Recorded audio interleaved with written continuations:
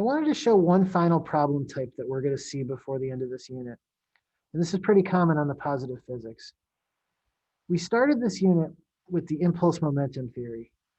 We saw that if we put an impulse on something, it changes that something's momentum.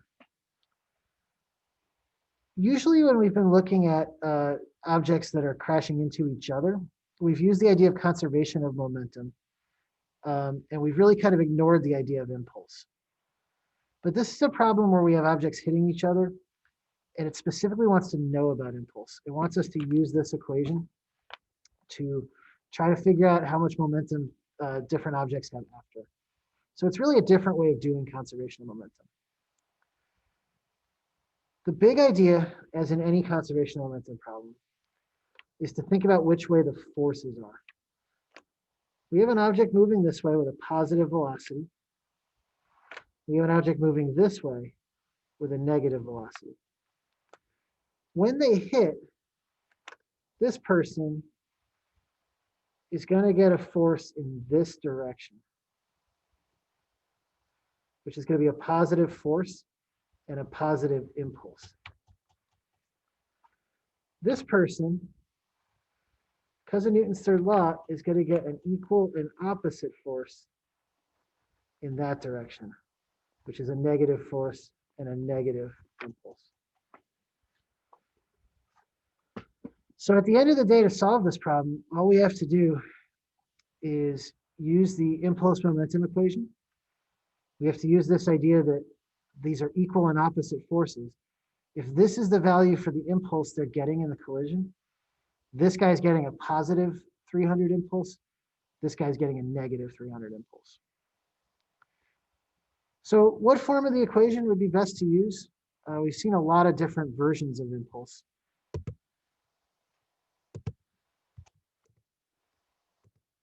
If we look at our equation sheet, which is what I'm trying to put up now, we've seen that impulse can have to do with force and time. Well, in this case, we really seem to have more about motion. So it's probably one of these. And because it gives us momentum explicitly in the problem, I think this version is the best for us to use. Impulse is final momentum minus original momentum.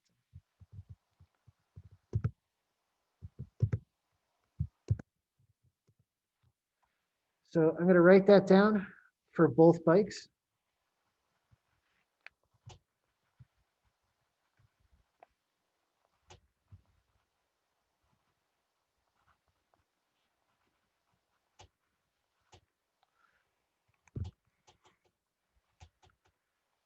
And now we just plug in.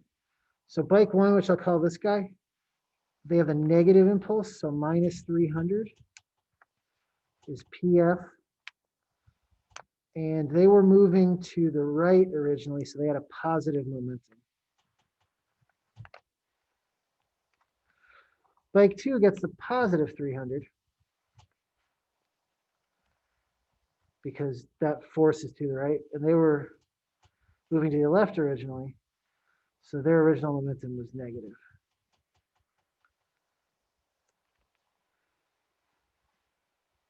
So now you just solve for the final momentum of each. So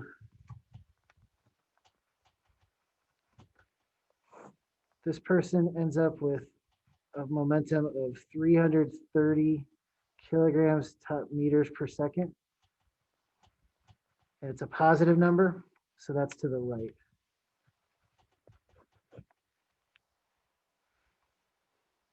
This person ends up, we should rewrite this. Negative, negative is positive. This person ends up with a final momentum of negative 210 kilograms meters per second. And the negative means it's to the left.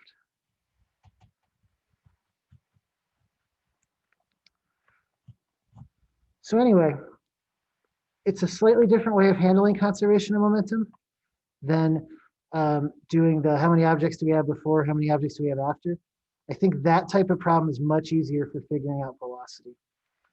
But we can use the impulse relationships directly and also see how an impulse changes an object's momentum.